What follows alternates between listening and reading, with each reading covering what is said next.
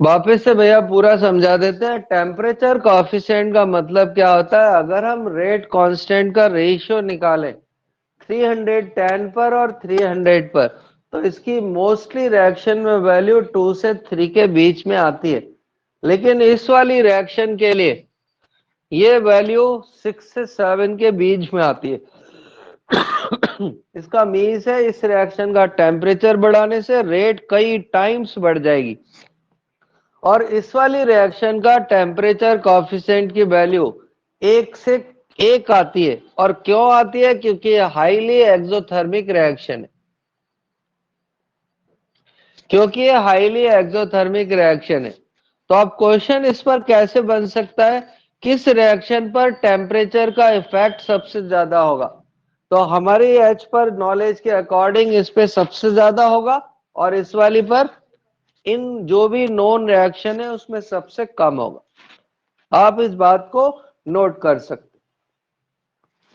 ठीक है, अब हमने क्यों है क्या, ये हाईली एक्सोथर्मिक है। एक्सोथर्मिक रिएक्शन में ऑलरेडी टेम्परेचर बढ़ाने से रेट कम हो जाएगी। ठीक है ना, क्योंकि वो पहले से ही हीट रिलीज कर रही है। आगे बढ़े। Yes sir.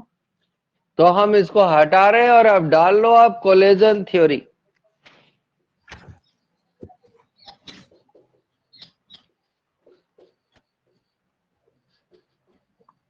कोलेजन थ्योरी को हिंदी में टक्कर का सिद्धांत कहते हैं।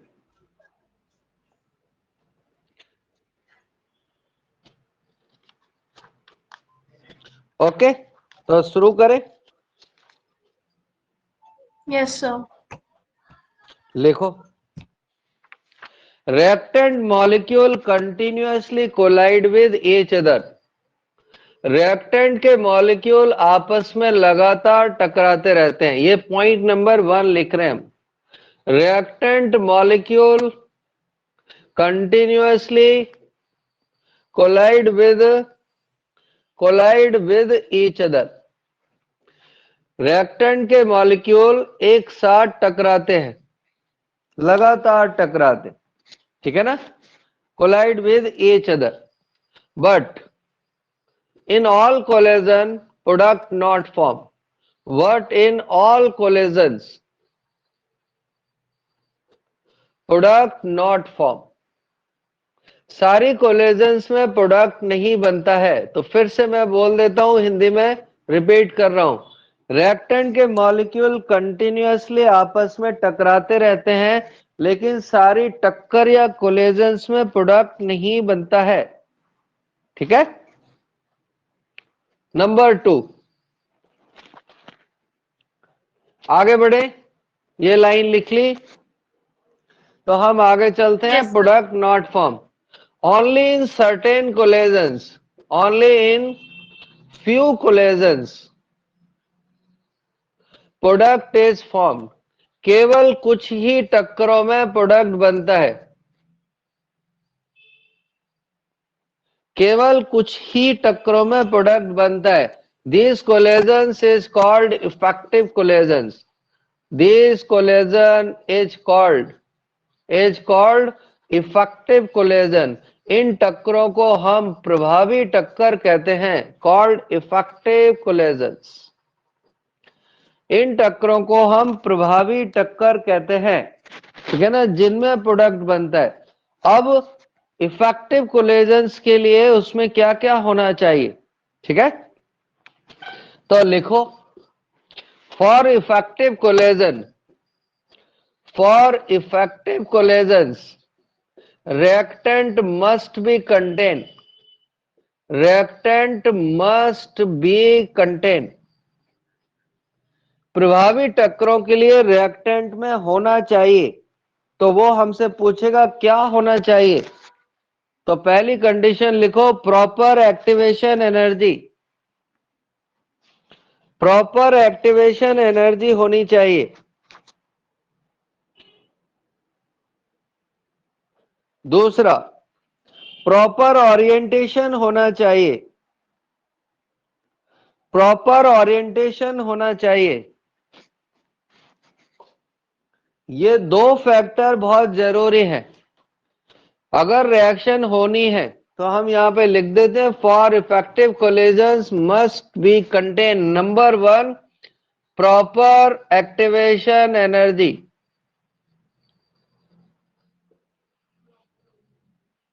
और दूसरा है proper orientation.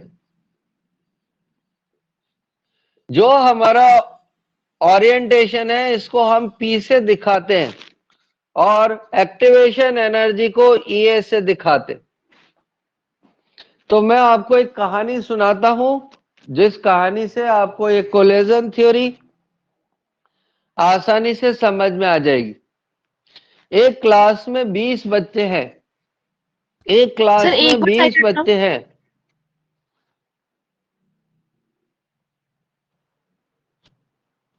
Sir second point क्या लिखा? सेकंड पॉइंट ये वाला, नहीं। ये प्रॉपर हाँ। और proper orientation. Okay. Yes sir, please तो कंटिन्यू। अब मैं आपको एक कहानी सुना रहा हूं। वो कहानी आपको कोलिजन थ्योरी को बहुत आसानी से समझा सकती। एक क्लास में 20 बच्चे हैं और वो पर सेकेंड 20 टाइम्स टकराते हैं। 20 बच्चे आपस में पर सेकेंड 20 टाइम्स कोलाइड्स करते हैं। तो कोलिजन फ्रीक्वेंसी कितनी हो गई? 20 हो गई। उसमें से 2 टक्कर में सर फूट जाता है। 2 टक्कर में सर फूट जाता है। तो इफेक्टिव कोलिजन्स कितनी हुई? 2। और सर फूटने के लिए बच्चे आपस में हेड टू हेड कोलाइड करेंगे या हेड टू पेट? तो head to head proper orientation को बताता है। सर फूटने के लिए जरूरी है कि वो हेड टू हेड टकराए। इस बात को आर्रेनियस ने देखा और आर्रेनियस ने अपना फॉर्मूला बना दिया। ठीक है ना? तो मैं यहां पर लिख रहा हूं रेट इज इक्वल टू, तो देखो जेड तो है कोलिजन फ्रीक्वेंसी 20 की जगह पर, और P है ओरिएंटेशन। P है ओरिएंटेशन, और F क्या है? F है प्रभावी टक्कर हिंदी में, और अंग्रेजी में है इफेक्टिव कोलिजन। तो यहां पर Z है कोलिजन फ्रीक्वेंसी, कोलिजन फ्रीक्वेंसी टक्कर की आवृत्ति, और P है ओरिएंटेशन। ओरिएंटेशन को हिंदी में कहते हैं विन्यास, अभिविन्यास। और F का मतलब है यहां पर प्रभावी टक्कर, इफेक्टिव कोलिजन। ओके, यहां पे आकर एक क्वेश्चन बनता है कि जेड की यूनिट क्या होती है।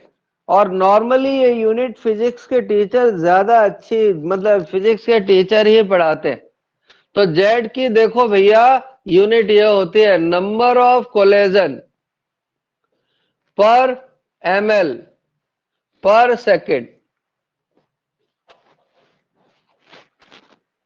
नंबर ऑफ कोलिजन पर ml पर सेकेंड, इतनी लंबी इसकी यूनिट होती।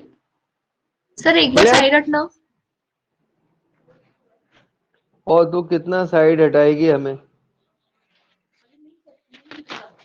हाँ, हमने भी नोटिस किया, हम सामने आ जाते हैं तो कुछ नहीं दिखता। हटा दें इसे।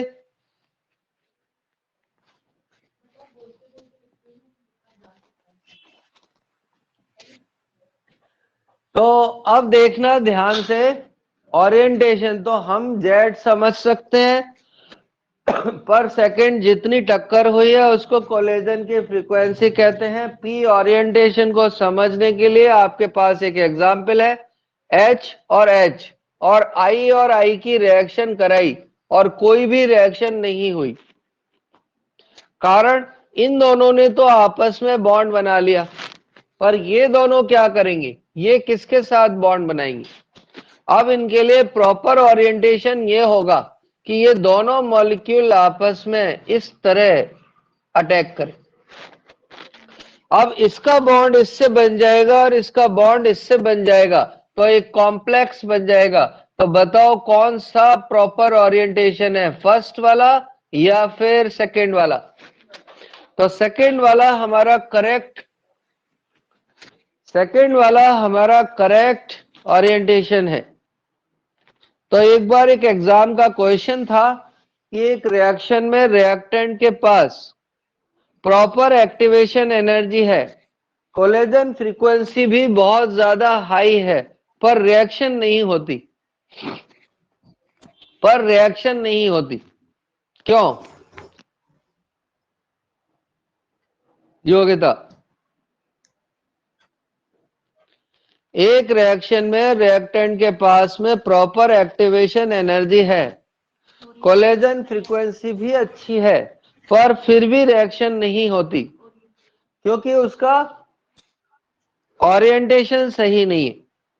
इसका मीन्स हम अपनी पढ़ाई में भी यूज कर सकते हैं। हम अच्छे होशियार हैं, हमारे पास किताबें भी बहुत अच्छी हैं, ठीक है ना, पर हमारा ओरिएंटेशन ठीक नहीं है। हम ऐसी चीजें पढ़ते हैं जो एग्जाम में नहीं आती। हम ऐसी चीजें अगर पढ़ते हैं जो एग्जाम में नहीं आती तो हमारा सिलेक्शन होना मुश्किल हो जाएगा।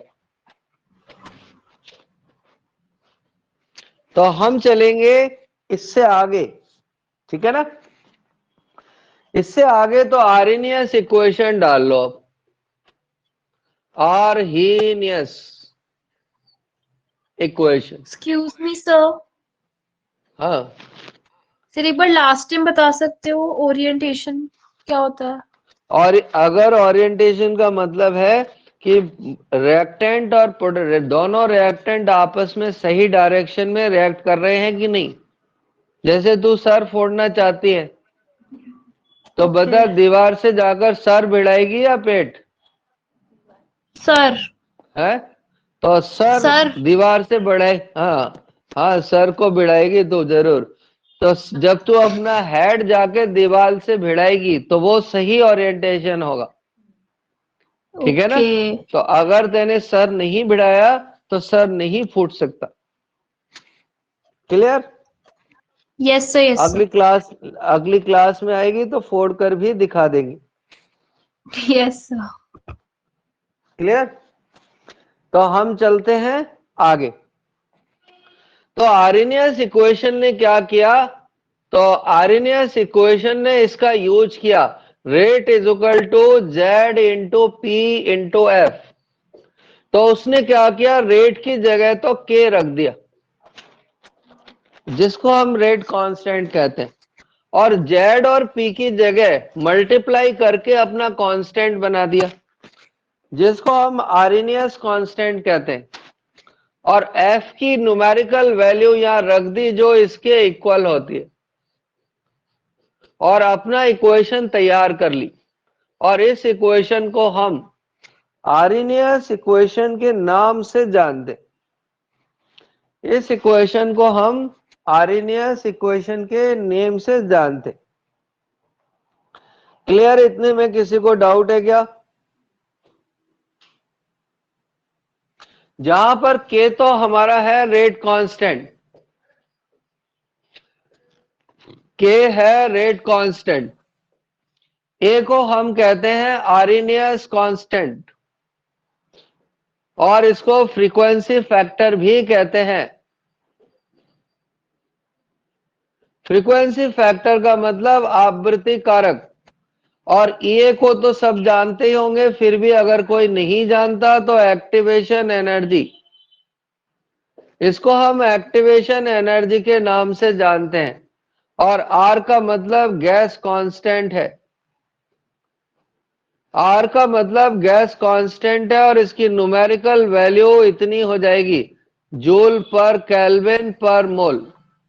और टी फॉर टेम्परेचर है, और टेम्परेचर केल्विन में ही होना चाहिए,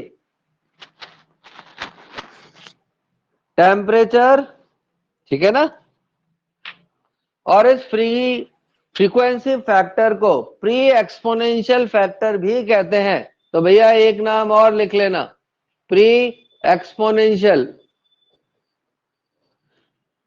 इसकी हिंदी भैया हमको बिल्कुल नहीं आती है, प्री एक्सपोनेंशियल फैक्टर की, तो इसकी हिंदी बोलने में हम असमर्थ हैं।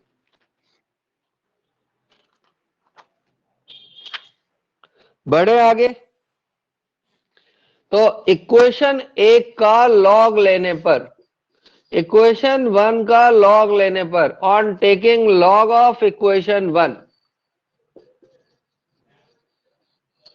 ऑन टेकिंग लॉग,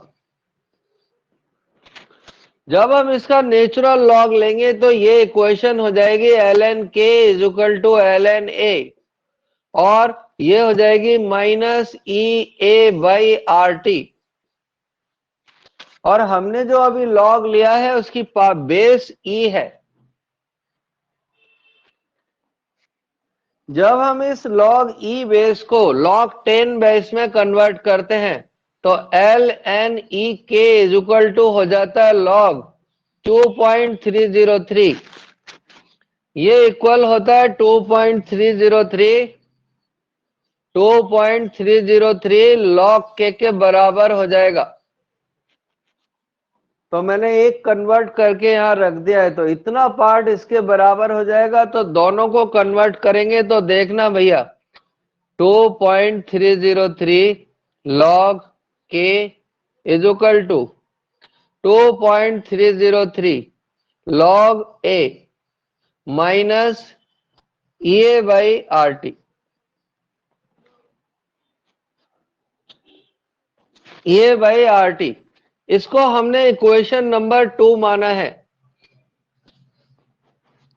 और इस इक्वेशन को 3 माना है, और 3 इक्वेशन को 2.303 से डिवाइड करना है। इक्वेशन 3 को 2.303 से डिवाइड करना है। तो जब हम इसको डिवाइड करेंगे तो ये इक्वेशन इस तरह आ जाएगी, 2.303 log के। क्लियर? ये हो जाएगी 2.303 log a है। इक्वेशन 3 को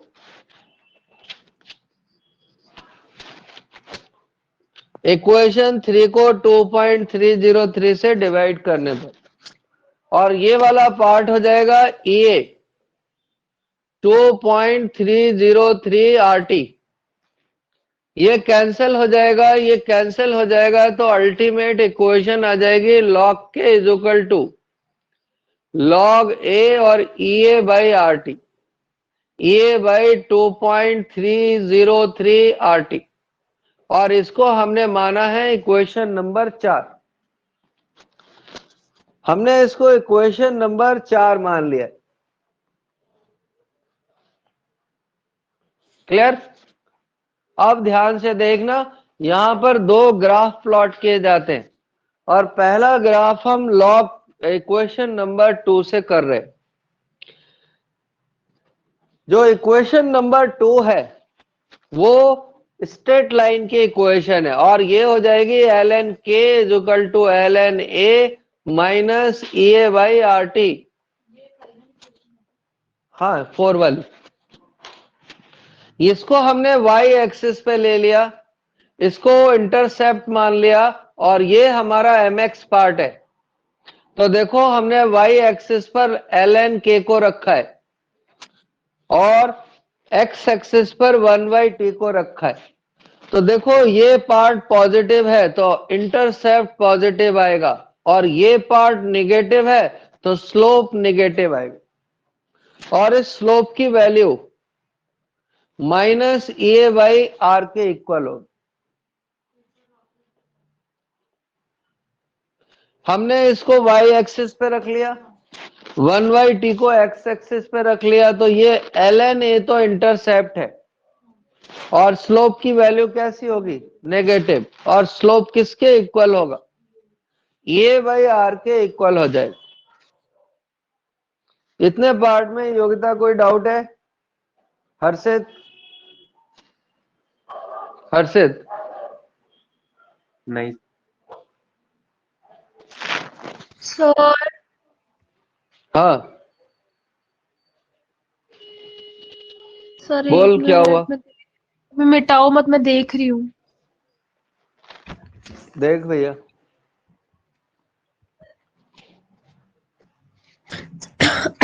सर आपने ये ग्राफ पे क्या प्लॉट किया? मैंने ये वाला पॉइंट मिस कर दिया था।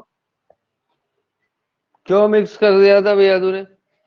मिस कर दिया था। देख ले, इस इक्वेशन से ग्राफ खींचा है यहाँ पर, इस वाली इक्वेशन से इसको ln हाँ k हाँ की जगह रख दिया, 1/t से रखा, तो ये तो इंटरसेप्ट है, और इसमें जो इतना पार्ट है, हम्म। वो स्लोप के इक्वल है। ओके ओके, हाँ वो ठीक है। हटा दे ग्राफ। Yes sir. अब हम नया ग्राफ खींच रहे हैं जो इक्वेशन नंबर 4 से खींचा जाएगा। तो जब हम इक्वेशन नंबर 4 से ये ग्राफ खींचेंगे तो ये ग्राफ हो जाएगा log k 1/t। तो बताओ इसका इंटरसेप्ट कैसा आएगा? पॉजिटिव इंटरसेप्ट आएगा, ठीक है, पॉजिटिव इंटरसेप्ट आएगा। और स्लोप की वैल्यू कैसी आएगी? नेगेटिव। तो ऐसा स्लोप आएगा। और स्लोप किसके इक्वल होगा? स्लोप इक्वल होगा -a/2.303 r के।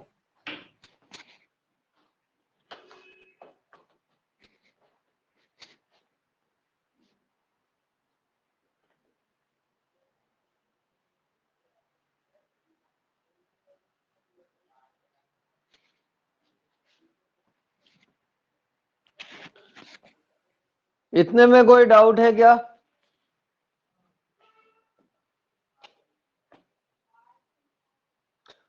तो ये क्वेश्चन कई बार आ चुका है कि अगर ln k और 1/t में ग्राफ खींचे तो स्लोप क्या होगा। तो अब आपको ये बात याद होनी चाहिए, ln के साथ कभी भी 2.303 नहीं आता। अगर आप ये बात याद रखोगे तो आप कई जगह बच जाओगे। ln के साथ कभी भी 2.303 नहीं आता। तो अगर log के में खींचेगा तो 2.303 और ln के साथ में सिंपल आएगा। अब आ जाओ भैया इक्वेशन नंबर 4 को। इक्वेशन नंबर 4 को दो अलग अलग टेम्परेचर पर ऑपरेट करते हैं। इक्वेशन नंबर 4 को हम अलग अलग टेम्परेचर पर ऑपरेट करते हैं, तो log k1 कांस्टेंट a रहेगा, ए डिवाइडेड बाय 2.303 RT1, और ये इक्वेशन नंबर 5। और T2 टेम्परेचर पर ये इक्वेशन ये हो जाएगी।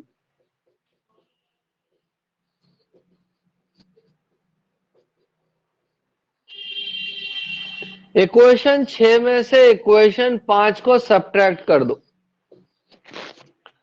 इक्वेशन 6 में से अगर हम इक्वेशन नंबर 5 को सब्ट्रैक्ट करते हैं,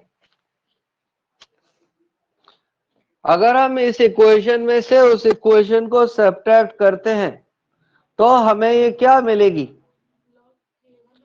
हमें ये इक्वेशन मिल जाएगी log k2 by k1 is equal to A by 2.303 r, और ठीक है ना, 1/T2 माइनस T1।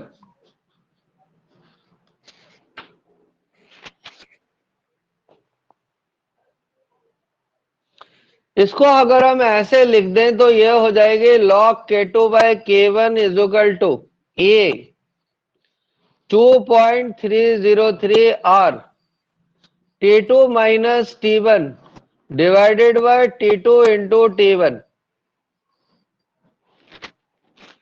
देखो कोई डाउट है क्या इतने में? ये फाइनल इक्वेशन है जिसका नंबर है 7, जिसका नंबर है 7।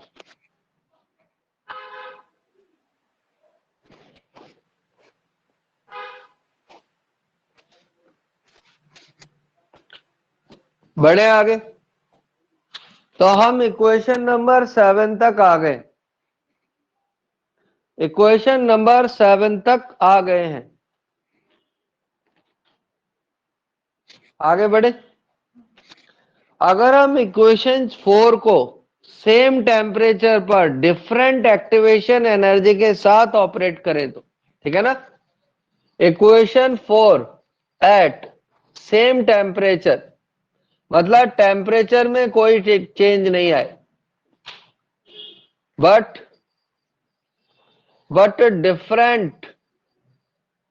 Different activation energy. तो ये फॉर्मूला ये हो जाएगा log K2 बाय K1 और is equal to EA1 EA2 divided by 2.303 RT, और इसको हम इक्वेशन नंबर 8 मान लेंगे। इसको हम इक्वेशन नंबर 8 मान लेंगे।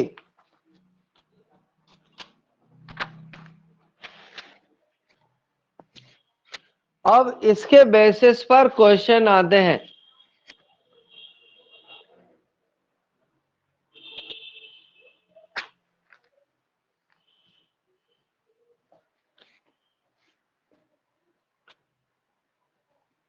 तो इक्वेशन नंबर 8 तक आ जाओ तो मुझे बता देना।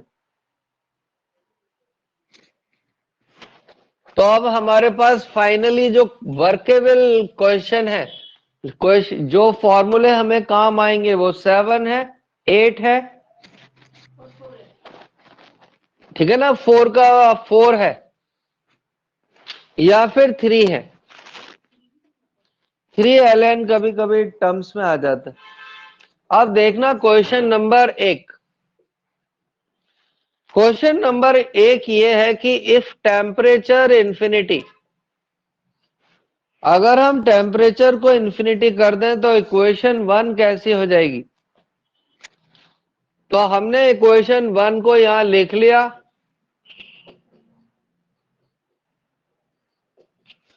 और इस टी के जगह पर इंफिनिटी डाल दिया। तो अगर हम इसकी जगह इंफिनिटी पुट कर देंगे तो ये पूरा पार्ट 1 हो जाएगा और ये a के बराबर हो जाएगा। तो अगर किसी क्वेश्चन में वो टेम्परेचर इंफिनिटी कर दे और रेट कांस्टेंट की वैल्यू हमसे पूछे तो वो a के बराबर आएगी। ठीक है। क्वेश्चन नंबर 2, अगर EA की वैल्यू 0 कर दे, अगर इस EA की वैल्यू 0 हो जाए तो फिर इक्वेशन कैसी हो जाएगी। तो फिर से इक्वेशन वही हो जाएगी, ए ये 0 पार्ट है और बाकी RT, तो K बराबर A हो जाएगा। तो अगर किसी क्वेश्चन में EA की वैल्यू 0 दे रखी हो तो उसकी जो रेट होगी वो उसके A के बराबर होगी, मतलब मैक्सिमम से ज्यादा नहीं हो सकती।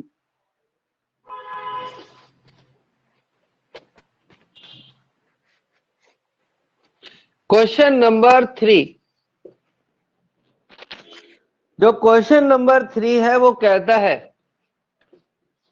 log K, ठीक है ना, log K if graph is plot between if graph is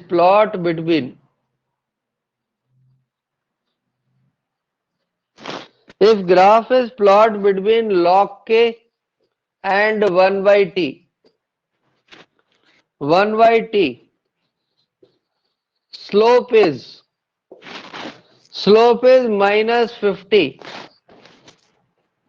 -50, ठीक है ना, kilo calorie. Calculate the activation energy, calculate EA calculate करो कैलोरी में। तो अब हमें वो ग्राफ खींचना आना चाहिए। अब अगर ये बात आपको झट से याद है तो आप झट से कर सकते हो।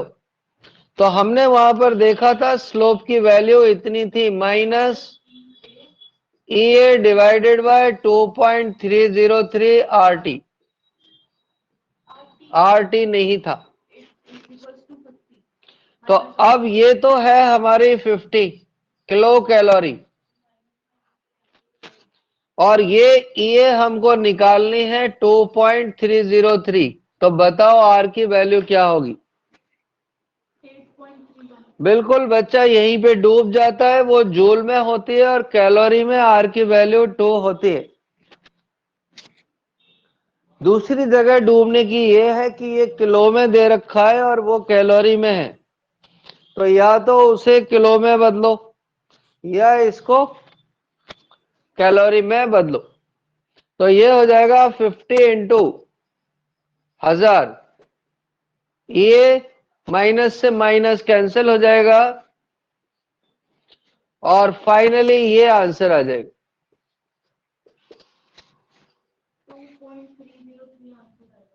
2.303 कैसे आएगा बाबड़ी? इधर से 50,000 तो यही है। क्यों?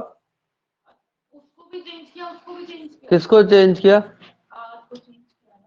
आर को तो कैलोरी में लिखा है सिंपल, ये कैलोरी में ऑलरेडी दे रखा है। किलो हटाया तो 1000 से मल्टीप्लाई कर दिया, लग गई ना बात?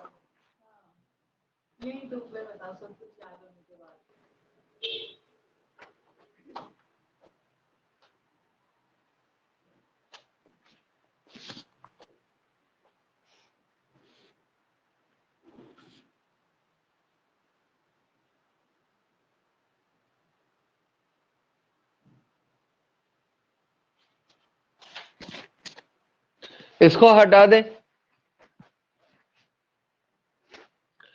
अब इसी क्वेश्चन को वो ऐसे पूछ सकता है कि अगर हम ग्राफ को इसमें प्लॉट करें, देखो अब हमने ग्राफ को ln k और 1/t में प्लॉट किया है। तो अभी हमने ये ग्राफ खींचा था, तब ln k की वैल्यू, इसमें जो ग्राफ खींचा था तो जो स्लोप था वो माइनस EA बाई आर के इक्वल था। EA बाई आर के इक्वल था।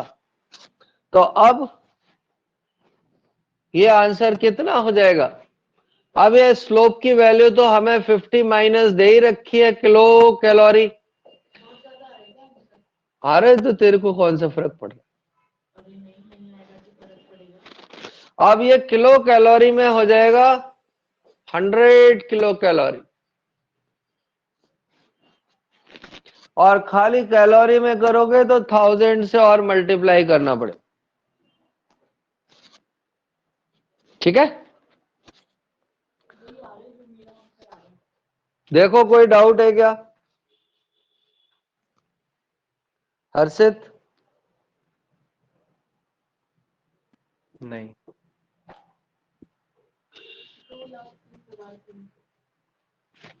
इसका, हाँ इसका तो इतना ही आएगा। तो अब अगला क्वेश्चन देखना और ध्यान से उस क्वेश्चन को करने से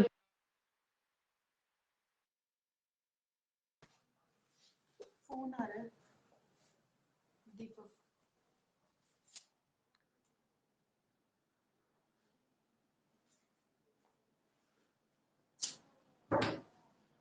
ठीक है।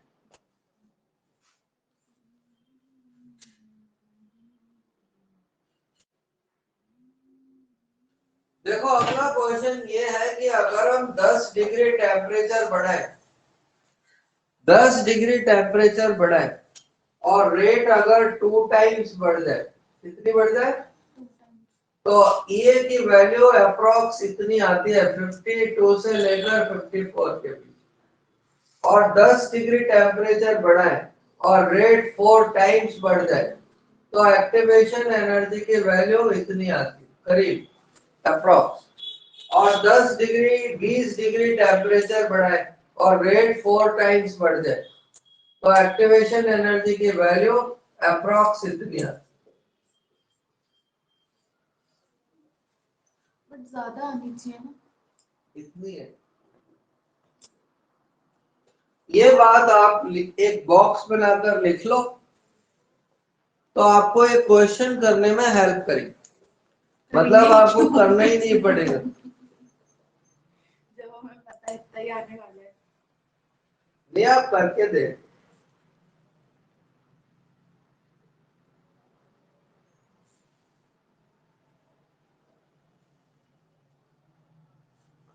तो हमारे सामने एक क्वेश्चन है और वो ये है, at 25 degree and 35 degree temperature, rate constant value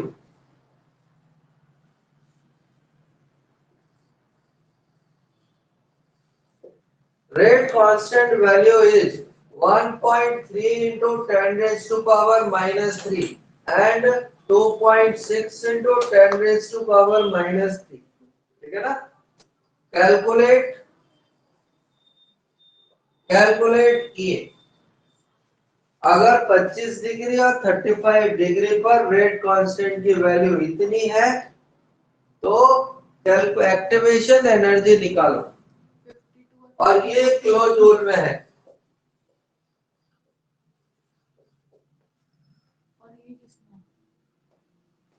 calculate activation energy in kilo joule. तो अब अगर आप स्मार्ट हो और आपको ये वैल्यू याद है तो इसका आंसर इसके बीच में आएगा। और करते ऐसे, तो log K2 बाय K1 हमने यहां लिखा। सबसे पहले फॉर्मूला आना चाहिए, इसका फॉर्मूला ये होता है, ठीक है? हमने इसमें सारी वैल्यूज पुट कर दी। तो log K2 की वैल्यू है 2.6 into 10 raised to power minus 3, ये है 1.3 into 10 raised to power minus 3। ये हमको निकालना है 2.303, R की वैल्यू 8.314। अब आंसर जूल में आएगा, अब हम 25 और 35 को केल्विन में कन्वर्ट करेंगे, तो ये हो जाएगा 308 माइनस 298 और नीचे आ जाएगा 308 इंटू 298। इन सबको मल्टीप्लाई करेंगे, डिवाइड करेंगे, तो करो, तो ये हो जाएगा log 2, ये है, ठीक है? नीचे इसको डिवाइड करेंगे तो ये 19.15 आ जाएगा, 19.15 आ जाएगा, और ऊपर आ जाएगा 10 डिवाइडेड बाय अप्रॉक्स 9300। इसको हम फर्दर सॉल्व करेंगे तो ये की वैल्यू log 2 की वैल्यू 0.3010 होती है,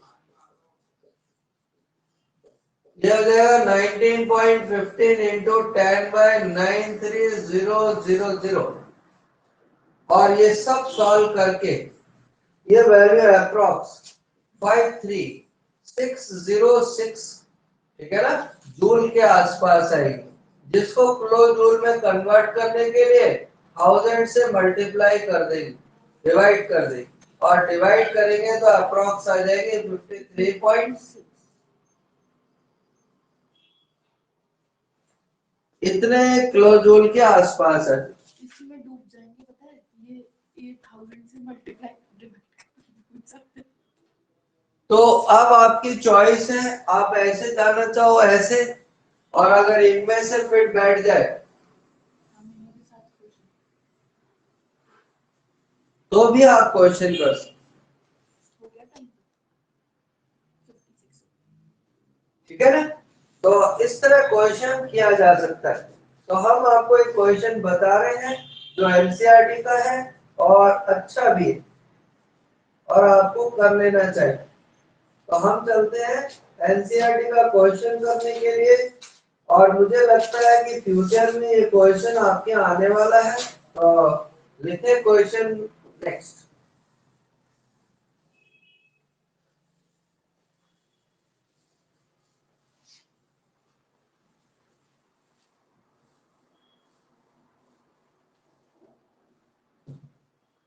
तो हमारा क्वेश्चन ये है कि H2O2 डिकम्पोज होता है और डिकम्पोज होकर H2O प्लस हाफ O2 बनाता है।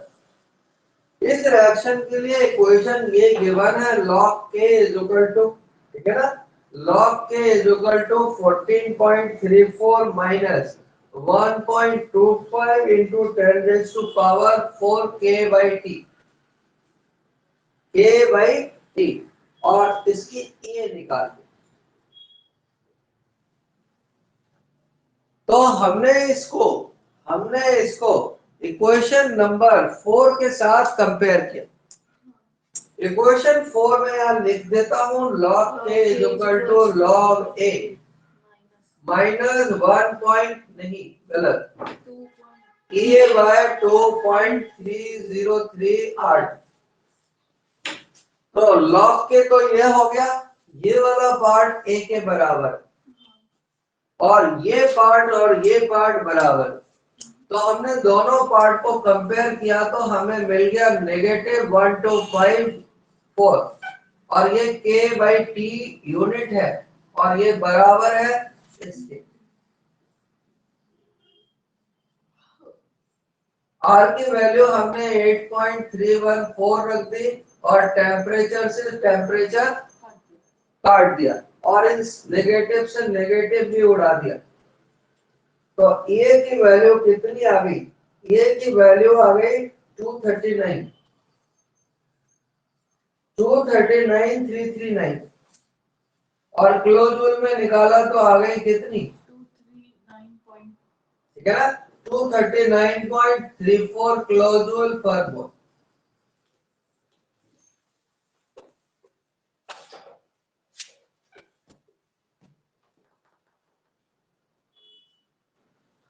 एक और क्वेश्चन है जो और एनसीईआरटी का है, वो भी देख लो। अच्छा क्वेश्चन है, मुझे लगता है इस बार एक एग्जाम में तुम्हारे एग्जाम में आने के ज्यादा चांस। और वो कहता है कि ए बी में कन्वर्ट होता है और इस रिएक्शन के लिए ये वैल्यू इतनी given 4.5 into 10 raised to power 11 पर सेकेंड ब्रैकेट क्लोज और बाकी पार्ट है E is equal to minus 2800 kT और कहता है E निकालो।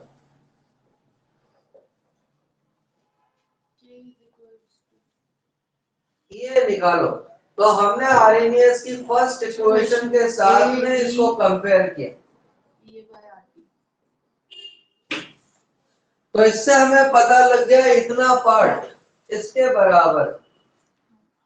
दोनों पार्टों को हमने आमने सामने लिख लिया, ठीक है ना, दोनों पार्टों को आमने सामने लिख लिया। तो E minus 2800 K by T, ठीक है ना, बराबर है E माइनस EART। दोनों साइड का लॉग लिया। दोनों साइड का जब हमने लॉग लिया तो हमें ये वैल्यू क्या मिली? ये वैल्यू हमें मिली, इधर तो सिंपल आ जाएगा 2800 और उधर आ जाएगा E बाई R। दोनों साइड का लॉग लेने पर अब R निकालना है, R में E निकालना है। तो E निकालने के लिए हम 8.314 से मल्टीप्लाई करें तो 8.314 और इसको मल्टीप्लाई करेंगे तो 232, ठीक है ना, 792 जूल में आंसर आ जाए।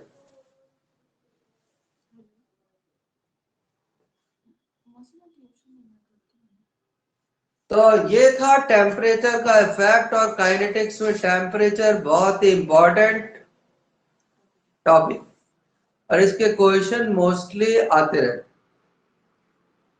तो कल हम पढ़ेंगे इससे आगे। आज के लिए डन।